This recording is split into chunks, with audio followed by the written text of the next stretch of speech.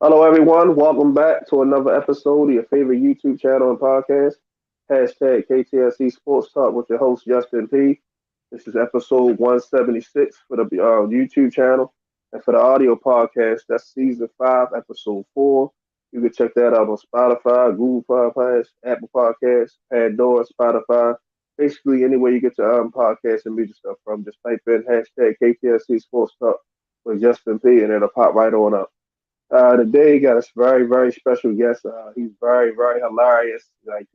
This guy, I love everything he does, man. Everybody's welcome to the show. Comedian, the kid Gowie. Welcome to the show, bro. Hey, what's up, man? Yes, sir, man. I'm glad we finally got to make this happen, man. All right, like I just told you, we're going to get to some Q&A. All right. So question one, what's your favorite TV show or TV shows that you're currently binge watching? Ooh, uh, I just finished watching Stranger Things season 4. They just had like the first half. I think they're supposed to be releasing the second half in July, but that's definitely on the list. I love the way that they set that up. So Stranger Things, Snowfall, without question. Um, some other shows, Snowfall. I actually like BMF too. BMF is tough. I'm waiting for That's them. good. That's pretty good. Yeah, I'm waiting for them to bring that back and see what they how they going, transition to the rest of the stuff. But I think those are like the top 3. And I've been watching All American too. So those are like my 4 shows that I've been watching as of late. But I definitely got to dive into some other shows. People been suggesting a whole bunch of different things from the Lakers show. I forgot what it's called, like the Winning Oh, Drive. winning time. That's pretty good. Winning Time, yeah. Like everybody's talking about how good that is. So I'm one of those people that it take me time to get to all these shows, but I'm gonna get to them eventually. So that list could definitely change. Got you. Okay. All right. Number two. Give me your top five. Your top five favorite movies of all time. Ooh. Um, I definitely so I'm a comedy guy. So next Friday will be my number one. I love next Friday. Number two, uh, what's my number 2 favorite?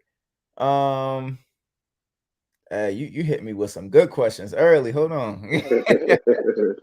I'm gonna say next Friday. Uh there's some other movies too. I'm just so mad I'm drawing a blank right now. Um I'll probably put the latest Spider-Man on there too. I rock with that movie heavy. Um Okay, that's a good one. yeah, I rock with that movie heavy. What's some other ones? What's some other ones?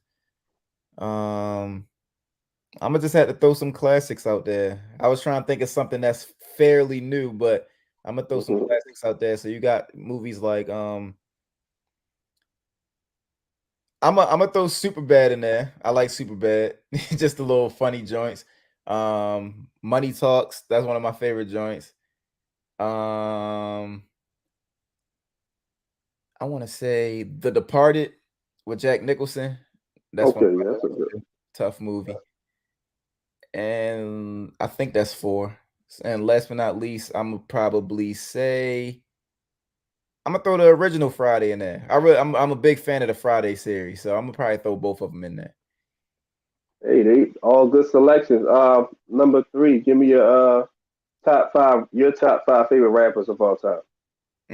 So my top 5 favorites: Jay-Z, number 1; Travis Scott, number 2; number 3 would probably be Drake; number Okay. 4, um, number 4 would probably be J. Cole, and number 5, I always have trouble with number 5 because like I'm a big fan of Wiz Khalifa, but I'm also a big fan of Tory Lanez. But I know he on the hot seat right now, so I'm gonna Yeah. be I'm gonna be safe and I'm gonna say Wiz. Okay, gotcha. Ain't nothing wrong with that. All right. Question number four. Your favorite snack or favorite food? My favorite snack, I'll give you my favorite food and my favorite snack. So my favorite food is pizza. I love pizza to Okay. death. My favorite snack will probably be um like the trolley sour gummy worm candy. That's my favorite snack. Okay. I always go to that one. Okay. Cool. Those are good choices. All right. Number five.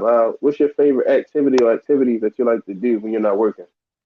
My favorite activities, basically outside of like doing like physical stuff, like shooting around at the court or whatever. But I like to write music. So if like people who see my videos and I do like the freestyle Fridays and stuff like that, like I actually have a passion for writing music. So that's kind of like what I like to do on the side, just write music, and different things like that. So that'd probably be my answer. Okay, that's a good one because you definitely be having some good little hard songs. Appreciate it. Yeah. All right. Question six. This is one everyone's favorite. If you could have dinner with five guests, dead or alive, famous or non-famous, who would you have with you? Ooh. Dinner with five people. Jay-Z would be on there. And just a heads up, I ain't one of those. I'm turning down the $20,000 or $50,000 to have dinner with Jay-Z. I ain't on that time. It ain't that. Right. Right. It ain't that deep. But Jay-Z would be at the table. Um, I would have Pac at the table too. I think Pac would have to be at that table. Um, Okay. I would have Malcolm X at the table. Uh, Okay. LeBron James. And who, Gotcha. one last person I would have at that table. Um, I'd probably have, believe it or not, I'd probably have Russell Westbrook at the table too. I like what he does, like philanthropy wise. So I'd want insight on that. I So I got you. would those five. I thought you might have probably went with Lamar, but that's a good one too. I would go with Lamar, but you know, Lamar, he's still young, so I don't know if he's gonna be able to give me any game that I need. I got you. I got you. Okay, those are good choices. All right. Let's talk about the NBA Finals. Give me your thoughts on that. Well, the NBA Finals as of right now has been great. The Boston Celtics have definitely been surprising me, and I'm sure they've been surprising other people. Because the Golden State Warriors, they're one of those teams that have great chemistry. They play defense. They know how to do everything as a unit, and most importantly, they have championship DNA. So they've been on this stage before. But right now, they're trailing 2-1. The Celtics have been playing outstanding basketball the entire playoffs. They were able to hold Kevin Durant to under 40% shooting, able to limit Giannis to a certain extent. They got past the Miami Heat. So now I just feel like they so locked in. They're the hot team right now and they're the team to beat. And that's even before even saying like before even seeing the series. It's like one thing that I learned that I heard from Sean Marion. He said that winning a championship isn't about who's the best team, it's who's the hot team. And right now, Boston Celtics are the hot team, and they look pretty good, man. I ain't gonna lie. So I'm definitely excited for Jaylen Brown and Jason Tatum. I'm hoping they can get it done, just off the strength of the fact that I'm a Houston Rockets fan. Got the hoodie on right now, and it just gives me hope that you can actually rebuild a team, build a foundation, and actually win a chip. So we've seen Golden State do it in the past. So now it's almost like the new chapter of guys doing it to really prove that you can really do it. So that's my thoughts on it. I originally had Golden State winning in 6, but hey, look, man, I might have to change that because Boston looking kind of crazy. So I don't know yet, but yeah, it's been exciting for sure. I agree. My original finals pick was the Miami Heat versus the Suns. Both of them got knocked That was off, but mine. That was that's mine. down. That's I say your post. I think I retweeted it and put man, yeah, same thing. But yeah, like Boston's playing pretty well. They're shooting pretty good, from the floor. I Mhm, think game one they shot like 50% from the three in the fourth quarter, something crazy like that. So, mhm, and they just have a good rotation with Peyton Pritchard, what's the kid, Derek White, mhm. and the other what's the other kid? I think his name Grant or something like that. Grant Williams Yeah, or something Grant like that. Williams. Yeah, yeah. Yeah, and they're playing pretty good. And Al Horford, he's looking like 2015 Al Horford with the Hawks. So, Mhm. you know, hey, they come into play, and then their coach, man, he just making good adjustments. So, he whatever Karen them doing, he matching it. So, you And it's know, crazy. It's crazy to be a rookie coach and be in this position. Like, yeah, so that's why it's like there's a lot of hope for the Celtics. It's like, yo, they got to get it done because it's just that storyline would be crazy. Like people wanted Jason Tatum and Jaylen Brown to break up. They said that Al Horford, mhm. the salary dump, had one of the worst contracts in the league. You got Udoka, rookie head coach that they wanted fired in the beginning of the season. Like, so now it would just be cool for them to bring it all home and just be like, yo, this is why you trust the process. Oh, for sure. Like you just said, they got a big three, and then Marcus Smart was, oh, should they stay with him at point guard? Should they go Right. get somebody else? You got rid of Dennis Schroeder and all the stuff like that, and he just kind of won Defensive Player of the Year. So, the second half of the year, they went on a roll, man, and then Mhm. boom, they're in the finals. So it's the first time they've been here in 12 years. So, Yeah. hey, like I said, they're doing something. But I still like the Warriors in seven, me personally. 'Cause I just think Kerr and Clay and guys just gonna get cooking eventually. I think Draymond Green going, he ain't been playing up to par, so I think he needs to stay off the podcast for like a day or two so he can really lock in and get his game right. But I'm still going with Golden State at seven, me personally. Hey, I I just saw today that he said that win, lose, or draw, he doing his podcast. So mean, I ain't mad at it from a fellow podcast. Give me your thoughts on the Ravens, man. Just the draft and just everything you're saying right now in here and OTAs. Um, I mean, I love it. I mean, I think my only concern that I had this year was, at the wide receiver position. This is a reoccurring thing when it comes to being a Ravens fan. But aside from that, before the draft even took place, I didn't care who we got. Like I tweeted, I was like, "Yo, the only players I need is George Pickens and Isaiah Likely." We didn't get George Pickens, but we got Isaiah Likely. So once I saw that, I was like, "I'm cool. Like I don't care what y'all do." Because my mindset behind that pick was Isaiah Likely isn't your typical tight end. Like people look at Right. it, yeah, he's at the tight end position, but he's not a tight end. Then you heard people talking about like, oh, he ran a 4.8 at his pro day. You could have watched him just do drills and tell that he does not run a 4.8. Like he's at least in that 4.5 range. So a lot of people were overthinking it and was confused when we picked him. But I was in the house wild and I'm like, yes, we got him. I'm texting my dad, like, we got our boy, because I put him on the Isaiah Likely too. And he was like, oh, yeah, we need him. So I was thrilled by that. But overall, the draft, Ravens did what they were supposed to do. They got a whole bunch of steals. They got a lot of guys that I'm not even gonna say they were slept on. They got some guys that just happened to fall to us. Like Kyle Hamilton, I didn't think he was gonna fall to us, but we end up getting them. And then we end up getting Ojabo, like stuff like that. Granted, he has the injury, but then I found out after the draft that the Ravens actually did their homework on him and they saw that the injury wasn't as bad or as severe as people thought it was, and he'll be able to come back. If not this year, he'll always be great next year. So I thought that was a good steal to get. And then yeah, just the rest of the draft was great as well. So I think that the Ravens are going to be in a good position. Marcus Peters sounds like he's motivated to come back. Marlon Humphrey sounds like he's motivated. Um, I hear a lot of the talk surrounding around Lamar, but then Mark Andrews just said yesterday that I don't know if it was actually yesterday, but in that footage that they released yesterday during Marlon's joint, they said that Lamar Jackson's his quarterback for life. So hopefully, they keep that energy. Lamar wants to stay in Baltimore, all that other stuff. He says he wants to. The front office said they want him back. So it's just one of those things where it's like you just let it play out, man. I think that all the discourse and conversation that's going around Lamar's contract decision and him not being at OTAs, I think it's all overblown. I just think people fear what they don't understand. So it's like when somebody's not giving you the clear cut answer, that leaves you room to speculate. Like if your girlfriend hits you up and say, "Oh, we need to talk," you going around the whole day thinking about what negative thing it could be. But whole time she probably just said, "Oh, we need to go on vacation." Like it could be something as simple as that. But yeah, that's kind of how I feel. I feel like we just got to be patient. But I do think that the Ravens definitely prioritized Lamar with the offensive line. That was another big thing. Surrounding him with actual talent. The man then got a concussion and got a bone bruise behind that O line on blown up plays. So surrounding him with the offensive lineman that he need is definitely a big help.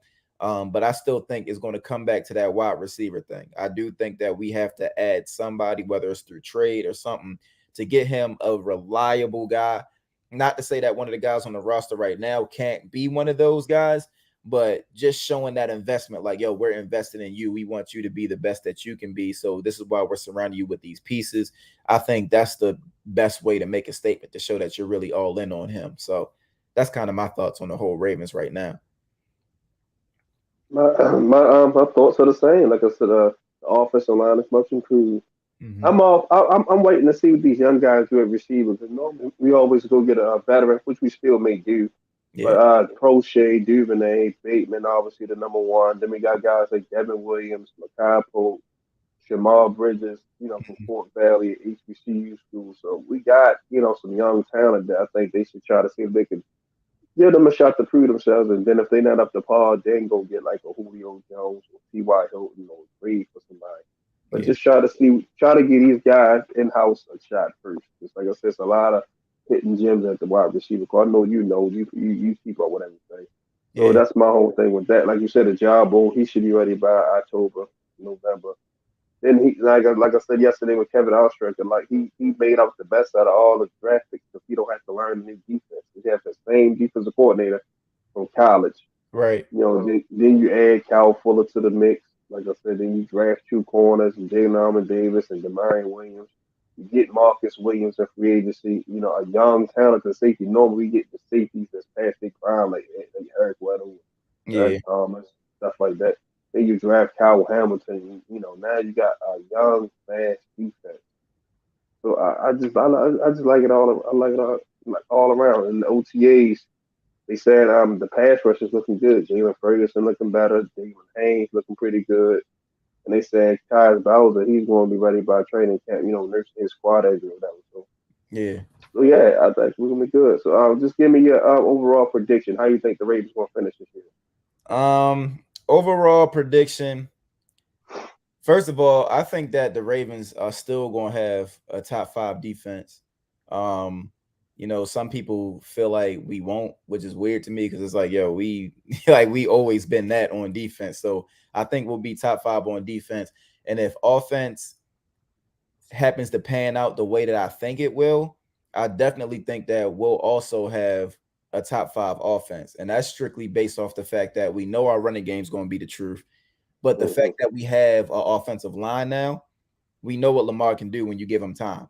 So regardless of who's playing receiver, we know that if you give him a good amount of time, he can sling some crazy passes. So I think that could be the bias in me, but I just feel like we could definitely be top 5 in both of those areas. And I think ultimately we end up winning the division again. As I far as agree. like overall, I can't give you an overall prediction just because like other teams are still building and all that other stuff. But I can say that I feel like we are the favorites in the division. I don't think that the Bengals are going to have the same type of success that they had last year. I think they'll still be good, but I don't think it's going to be like Super Bowl good. So that's kind of where I'm at with it.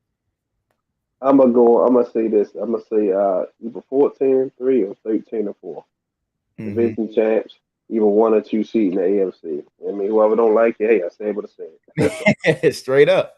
Read up. I mean. So just give me your thoughts on the tragic shooting incident that happened down in Texas, man. My hearts and prayers goes up to all the families that are affected. So what was going through your mind when you saw that news come across your phone? When I saw that news, I think the first thing that came to my mind was like the Sandy Hook shooting. And Mm-hmm. the reason why the Sandy Hook shooting came to mind is because like I remember during that time when it happened, it was a tragedy. But then like when you got on social media, there was people talking about, oh, it's just a hoax. This didn't really happen. They had they had paid actors from different tragedies in America coming through to stage this whole thing in an attempt to ban guns.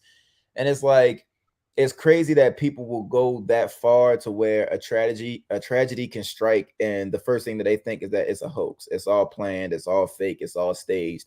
And then we see a tragedy like this happen again and you have to be mindful these are people's real kids, bro. Like this ain't no game. Like people are really having their families messed with, ruined, all this other stuff. So long story short, I felt like when I first saw it, the only thing I could think of was the kids. It was kind of like you lose 19 kids. I think 21 people died in total or something like that. And it's like, yo, you lose all these kids, and then that's already the hard part of it. But I think the part that was really getting to me aside from them was the fact that the kids that didn't die can end up being traumatized for this. So it's like, yeah, only 19 or however many passed away, but you got a whole school of kids who's going to be traumatized for life. So Like we know that PTSD is real. Uh we know that trauma in general is real. We know that survivor's remorse is real. Like all these things play into each other. This is an era of anxiety. Like there's so many people that talk about they have anxiety, depression. So you just factor in all those things, man. It's like, yo, this is such a bad situation.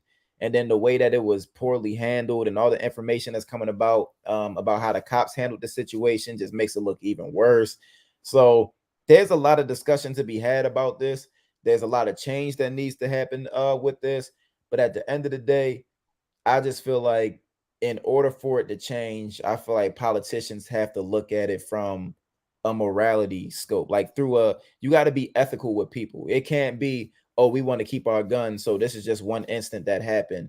And it's like, we're not, well, me personally, I'm not saying ban all guns because at the end of the day, you can't get caught lacking. Like you got to have some type of protection. But when you got people walking around with AR-15s and stuff like that, it's like, bro, who you going to war with? And why you that scared to where you need all this heavy artillery when you can just get you a little handgun, whatever, and keep your family safe? So that's my thoughts on it. I've always been 50-50 on the gun laws thing because I am a gun owner myself.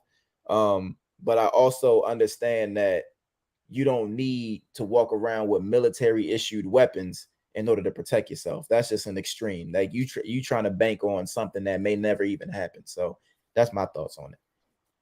No, you're right. I'm echo everything you just said. You're right. Like, yeah, I think this, and this has just been going on for years. It's like a change had to be made. Like you said, definitely start with the the politicians, the state councils, the governments, and stuff like that. Even the president did. I mean, like this to happen, Columbine, Virginia Tech, Sandy Hook, as you just said. We just had the situation in Buffalo. That was it's like Mm-hmm. these kids can't go to school and feel safe. Like, come on, something had to change. Now they try to pass a law where teachers can have guns. I'm not really big on that because now, I mean, if a teacher get into it with a parent, they reach out and shoot a parent over something, a simple dispute. Then that's going to open up a whole another can of worms. So it's like, you just gotta. It's a delicate situation. I just think me personally, they should just up the police, school police, and probably up the security there. And just that's the best you can do. But it shouldn't hang guns for teachers. I don't think I'm not really a big fan of that. So Yeah, that what's your thoughts on that? that logic is so bad because it's like if something happens with teachers, it's like who do you arm to make sure teachers don't do that? Like I feel like it's a slippery slope no matter what. So for example, there was an article not too long ago. I think it happened like last week or the week before, but there was like a shooting at a graduation. And it's like, okay, so now do you arm parents? Do you give them a complimentary handgun when they come into graduations now to make sure there's no shootings? Like you, every time there's a shooting, you're going to have to arm somebody to prevent the shooting. So you arming teachers because people shooting up schools don't make sense. Because what if a teacher's the one that shoot up the school? Like these are just things you got to ask yourself. It's like, is it better to arm people with more guns, or is it better to take away a specific type of gun to where you can't kill that many people? That's my logic. Like you can't stop criminals from being criminals, but you can at least limit the damage that they do. So instead of somebody having an AR-15 or somebody coming in with an AK, if they come in with a pistol, they can only do so much with that. Like cops would probably prefer their chances of shooting at somebody with a pistol versus shooting at somebody that got an AR. So it's just like the goal is to limit the damage, bro. It's like I don't get why people are trying to arm more people when innocent people can get killed in the crossfire. So you still not doing any justice. But that's my thoughts. I'm with you 100% with that. I don't think it's logical. I don't think it's a good idea. But I guess this country just loves their guns so much that they just willing to throw more out there. So it sucks, but hey, Yeah, so got one last little topic for you. I'm gonna let you get out of here. The Brittany Griner situation. What you just give me your thoughts on that? man, that situation is crazy.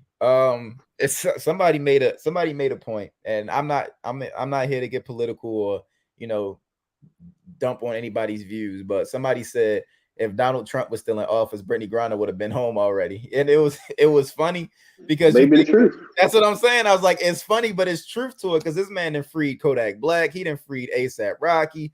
Like and ASAP Rocky was caught up in some stuff. So it's like Yeah. the fact that you were able to get these people out, I don't know how he did it, but now it seems like Brittany Griner is really over there just rotting over something so little. And it's like, you got to get her home. I don't know how you going to do it, what negotiations you got to have, but you got to bring her home, man. Like, she's one of the top players in the WNBA. Like, this isn't just some random hooper. Like, this is an all-star. Possibly future Hall of Famer, depending on how you look at her career. So it's just like, I feel like if that was an NBA player of her, if it was her status in the NBA, obviously it would be more impactful and you would make it a priority to try to get her. But I feel like now it's kind of like, oh well, we're trying, but it don't even really seem like they trying because there's no real progress. Like, it's a conversation that we have, but it's no real traction behind it. Like when ASAP got locked up, it was okay, ASAP got locked up overseas, whatever. And then next thing you know, you started hearing like traction, like, okay, Trump is trying to get ASAP out or whatever. And then it's just like this Brittany Griner thing is like Brittany Griner is stuck over there. Here's an update, but no progress is happening. So it's crazy, but I definitely feel like it's a over exaggeration on the lockup, and there has to be more effort from our end to try to get her back. Because like I said, you talk about a top tier athlete, bro. Like, it could have been anybody in the world. Like, even if it was an innocent bystander, it's like mistakes happen. But it's like, what was it, like a weed pen or something like that, something small? It's Yeah. like, come on, bro. She over there just stuck in there for that, and I think that's crazy. So, yeah, it's all about trying to negotiate to get her home, but that has to be. I ain't gonna say a priority because we got this gun thing going on, but it definitely has to be something that has to take place sometime soon instead of just having her over there. I agree, and I see all the athletes from each sport definitely like campaign to like free Brittany Griner because Mhm. somebody made a point the other day. I forgot, I think it was Jalen Rose. If it was LeBron James or somebody like that, if we wouldn't, he'd have been home, which is true. Yeah, So you gotta have that same liberty to get Brittany home. Like it's crazy. It's just a lot going on. You don't need to be held prisoner because he's not a criminal. Like I'm pretty like you said, it wasn't that serious. So for them to just to keep her there like she's a terrorist or something like that, it's just like exactly.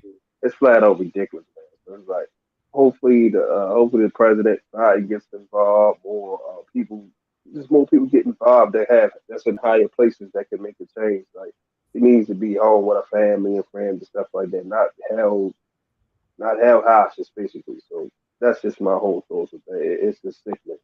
Yeah.